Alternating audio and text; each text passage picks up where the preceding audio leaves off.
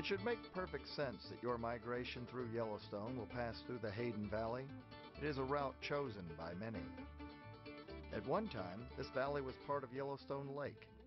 Today, its lush open landscape is a perfectly suited migration route for some of Yellowstone's signature wildlife icons. Spring can be a particularly gratifying time as bison calves accompany their mothers on the journey.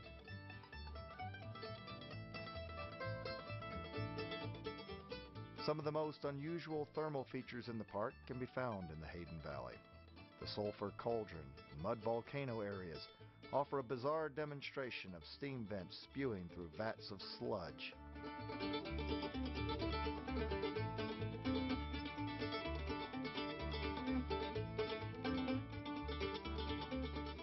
Dragon's Mouth Spring and Black Dragon's Cauldron are mesmerizing features in their own right.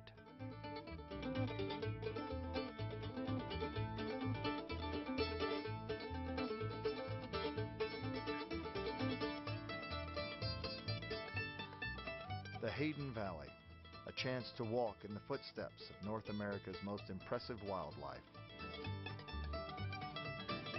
Just be sure to maintain an appropriate distance.